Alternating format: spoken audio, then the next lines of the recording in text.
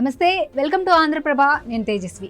సుప్రీంకోర్టులో కేసు వేయాలంటే అది చాలా ఖర్చుతో కూడుకున్న పనని భావిస్తాం. దీంతో చాలామంది పేదలు, మధ్యతరగతి ప్రజలు తమకు అన్యాయం జరిగినా సుప్రీంకోర్టుకు వెళ్లడానికి సాహసించరు. ఖర్చులు తడిసి మోపెడవుతాయని భయపడుతుంటారు. ఇకపై ఆ భయం లేదు. పేదలు, మధ్యతరగతి ప్రజలను దృష్టిలో ఉంచుకొని సుప్రీంకోర్టు ఒక ప్రత్యేక పథకాన్ని ప్రవేశపెట్టింది. ఆ పథకం పేరు MIG. నెలకు 80,000 లోపు, ఏడాదికి 1,50,000 లోపు ఆదాయం కలిగిన వారు ఈ పథకం పరిధిలోకి వస్తారు.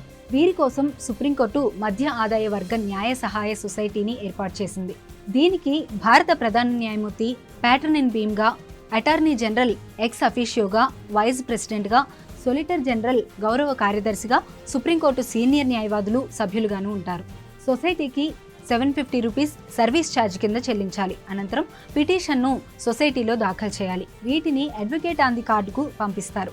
ఈ కేసు విచారణకు అర్హమైనదని AOR భావిస్తే దీనిపై కోర్టులో వాదనలు వినిపించేందుకు ఒక న్యాయవాదికి బాధ్యతలను సొసైటీ అప్పగిస్తుంది. పిటిషన్ న్యాయ వివాదానికి అర్హమైనది కాదని AOR నిర్ణయిస్తే సర్వీస్ ఛార్జ్ కింద వసూలు చేసిన ₹750 మినహాయించుకుని మిగతా సొమ్మును వెనక్కు ఇచ్చేస్తారు. సొసైటీ ద్వారా సుప్రీంకోర్టులో దాఖలయ్యే కేసులు సాధారణ కేసులాగే విచారణకు వస్తాయి.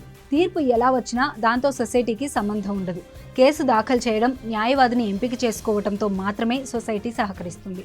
సుప్రీంకోర్టును ఆశ్రయించడం అనేది ఖర్చుతో కూడుకున్న వ్యవహారం అయిన నేపథ్యంలో సాధారణ ఫీజుతోనే తమ వివాదాలను సుప్రీంకోర్టు దృష్టికి తీసుకొచ్చి న్యాయం పొందే అవకాశాన్ని ప్రజలకు ఇవ్వాలన్నదే సొసైటీ ఉద్దేశం. కేసును చేపట్టిన న్యాయవాది నిర్లక్ష్యం వహిస్తున్నాడని నిరూపణ అయితే సుప్రీంకోర్టు సదరు న్యాయవాదిని పథకం ప్యానెల్ నుండి తొలగిస్తుంది.